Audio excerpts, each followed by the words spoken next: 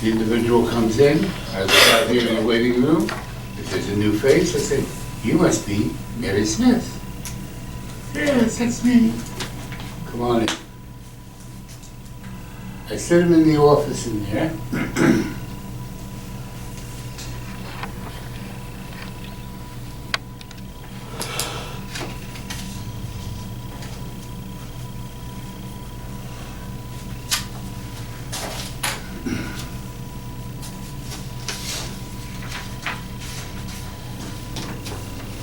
And this is the first thing they're going to read. What is chiropractic care?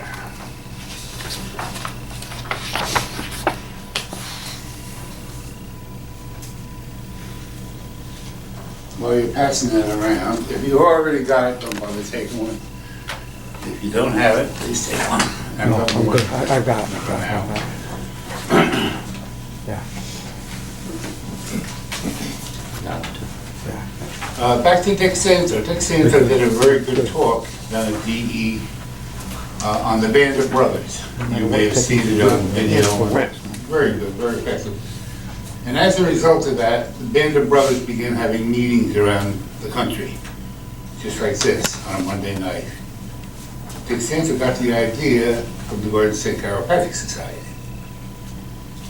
Dick Santo used to be a regular at my office. He used to be here watching what was going on because he was amazed. Interesting. Yeah, interesting. Got that on camera. Dick's was a wonderful guy. Good, decent, honest, hardworking. Not a big success. I knew him very well. He was a mentor to my good friend in chiropractic college, so I was over at Dick's office for years. Once, twice a month. Sit there and just chit-chat. If you get an opportunity to talk to another chiropractor, no matter who they are, sit down and talk with them. Because he'll teach you something. Maybe positive, maybe negative, but they'll teach you something. Knew Dick very well. Good, decent guy. Not the miracle that Dee wanted to make him, but a good, decent guy. What is chiropractic care? When a patient seeks, when a chiropractor accepts, patients usually want to get rid of whatever ailments or conditions are bothering them. This is not the goal of the chiropractor. The purpose of chiropractic is by means of chiropractic adjustments, subluxations are corrected or reduced, thus normal nervous function returns, restores itself. The goal of chiropractor is to adjust. Most important thing on the whole page is, because of the unusual nature of our fee system, you cannot accept any health or accident insurance, bodily injury, or workers' comp cases. Exactly the opposite of what every form from every practice manager person will tell you to put in there. All new patients must attend an orientation lecture with their spouses. Key words there, with their spouses. First thing they're going to read. They say, read the first page and fill out the second page. This is the second page. Nothing fancy, basic information. Basically looking for a history of spinal surgeries, a history of falls and accidents affecting the spine, a history of medications that may have some effect on spinal function, and a history of their care with other chiropractors. That's really what I want to know. One more question that I ask in there is, have you seen an MD about this? When the form was originally made up, I was just starting out and everybody came in with complaints. So they'd say, yeah, my back hurts, or my elbow hurts, or whatever. As time went by, I got less and less of that, but I left it in there because I found it did help me. When I gave them their orientation, I would know where they were coming from.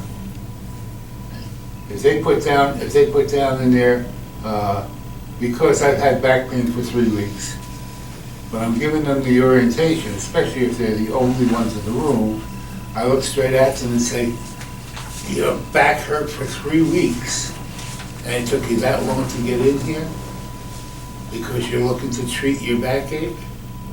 You thought maybe it would just go away? Well, it probably will just go away if you give it a little more time. But if you'd like to correct what's wrong with your spine, be unsubluxated and live longer and live better, that's what I do. And I would look right at that guy, that person. That was personal information. They fill that out, name, address, phone number, number of children. What else is on here? I think that's it. And then I come into the office after they've done that. Now, while they're doing that, people are still coming in. I think it's really smart to accept new patients during your office hours. And yes, it does get a little hairy, it does get a little gnarly, but there's nothing's going to sell chiropractic better than a waiting room full, or at least 2 or 3 other people in there who are there for a reason. And they're talking. The patient's talking in the waiting room. The new person watches this and says, these are like normal people here. And they go to a chiropractor. I think I even know that lady over there. She's in the supermarket with me. Good advertising. Quite often they're sitting out there talking about how wonderful you are. I just haven't had so much pleasure in life till I met her or him. My body just works better. It's just hell, it does. Everything is better. My kids haven't missed a day of school now for 3 years. It's amazing. We just enjoy better health. That's their explanation of it. It's perfectly legal and sure didn't hurt you. Then they come in, they fill out their form, they read the first page. Everything, absolutely everything they're going to see in that office from that day forward, from that moment forward, will be consistent and congruent with this. If it isn't, you get a crowbar and you tear it off the wall and throw it away. Everything's got to be congruent. You've got them for 5, 10, maybe 15 minutes out of a week. You can't let them have anything in your office that they can get other places. You throw out all your magazines. You don't need Life magazine, dating myself. Time magazine. Magazines occurred before the internet did. You know, they were printed, usually slick paper. So they come in, they read this. This establishes what your office is about. Then they fill out the basic form. Yes. It's my assumption that a lot of people don't read that with the depth that they should. Right, that's true. Do you ever test that idea or anything? Well, what I do is, one copy will be attached to their entrance form with their name, address, and phone number. Another copy is going to be given to them to take home. And I laughingly say, make sure he takes it home and read it. You're going to be tested on it when you come back. How do you get them to read it? You know, that's why the orientation is the most important thing we do. Okay. Okay. We're all done. I come in, I ask any questions. I say, I've had spinal surgery, I have fusions. I simply want to know where the fusions are. You know, 4L and 5L. Okay, fine. I'm going to add that at the bottom. That's what that empty space is for. I then have them take their tops off. For a woman, she puts on a backless gown. For men, they just take their shirts off. I sit them down in the office right there. They don't leave that room. Sit them down in the office, do motion static palpation, try and determine everything I can about their spine. There's a time I owned an x-ray machine. I used to take x-rays. I have no objection to people taking x-rays. I don't see any problem with it. But neither do I think they're a necessary part of straight chiropractic practice. All they are is a moment in time. But if your technique requires x-rays, you go ahead and take them. You do whatever requires for you to give competent care. There's that word again. Patients are entitled to good, comprehensive, competent care.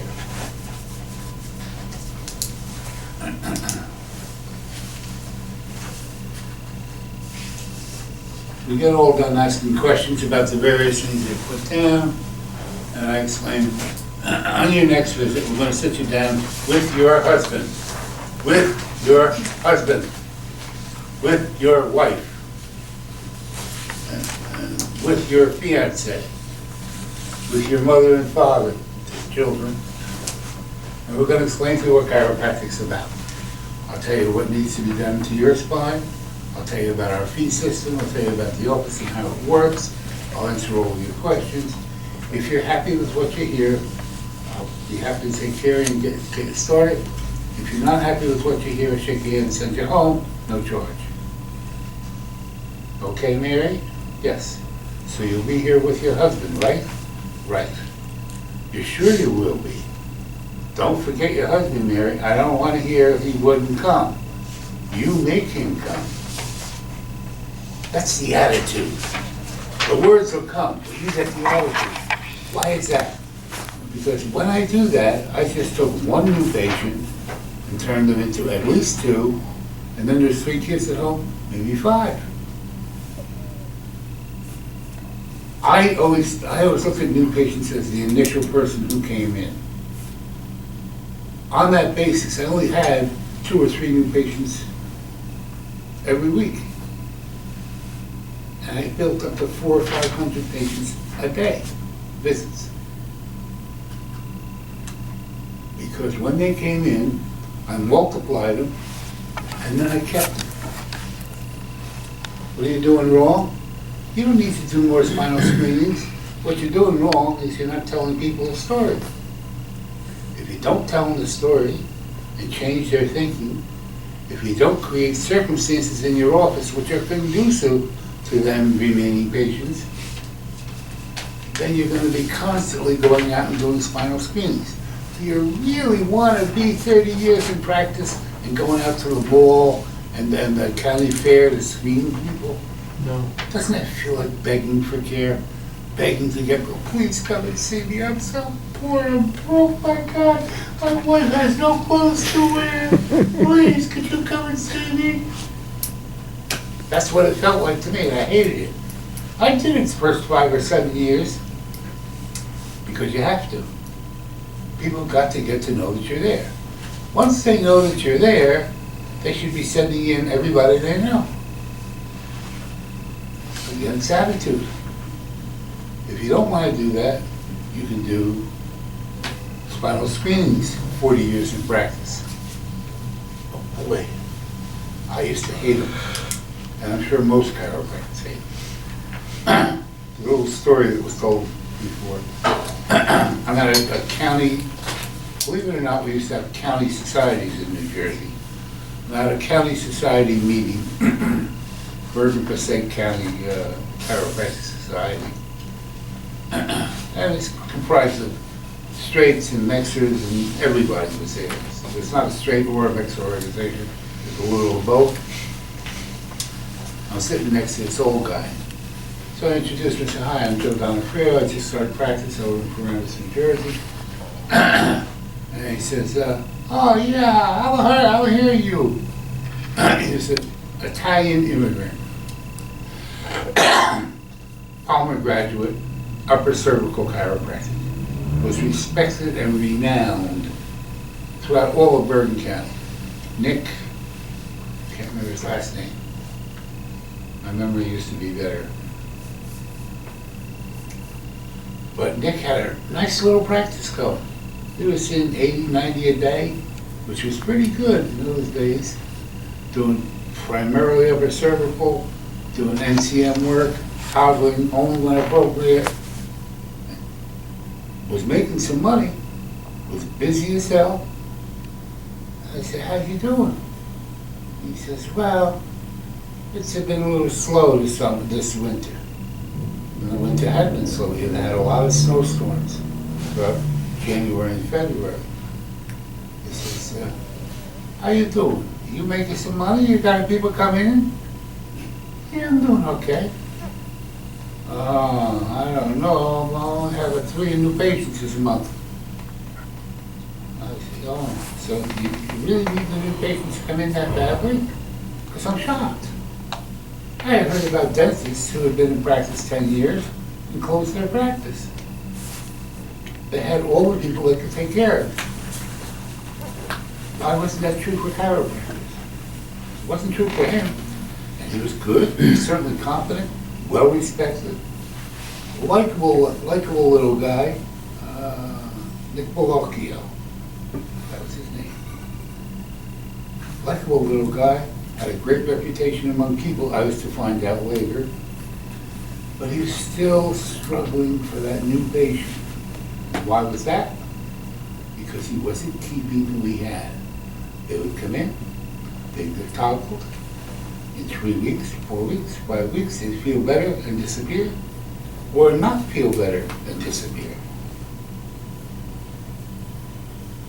And I thought to myself, man, I was maybe for a year in practice.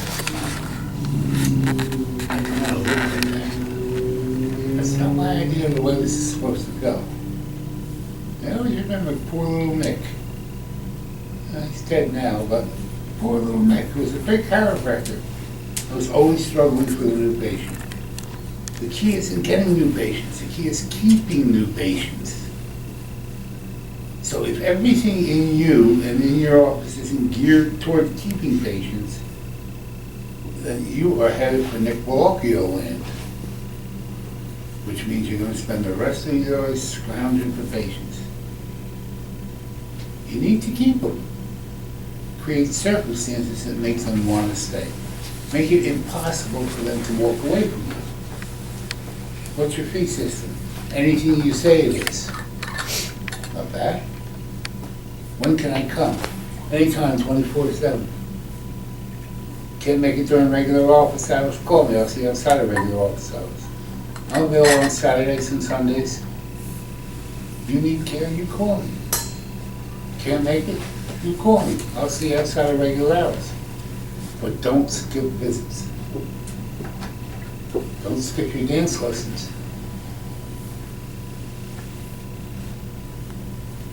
This is important stuff. Do I make it easy for you? Sure, you're only going to be in and out of here in 10 minutes. That's the real problem about your technique that takes a half hour. How long does your technique take? If I rest them in a half hour. Yeah. That's the real problem with it. It's not that your technique is bad or what, but try to find some other way to do the same thing. When I first got in practice, I used an MCM. I did MCM work. I had an analograph. I couldn't get it to work. One of the little motors inside that ran the tape was burning out, and nobody could figure out why it was burning out. So I kept replacing it, and it would work for 3 days and it stopped working. So anyway, so I just used an MCM, padded work basically. At a rock side posture, I used to make toggles, used to make a nice adjustment. And one day I noticed, boy, these people take a long time. I'm never going to see a whole lot of people if I keep doing this. I also did full spine. I had a Zenith beside that rock side posture. So I decided I was going to try something. Still do the pattern work, but instead of toggling, I'm going to adjust and diversify. In case there's any basic difference in how often I adjust or what happens. For me, I didn't find any difference. I adjusted them just about the same number of times,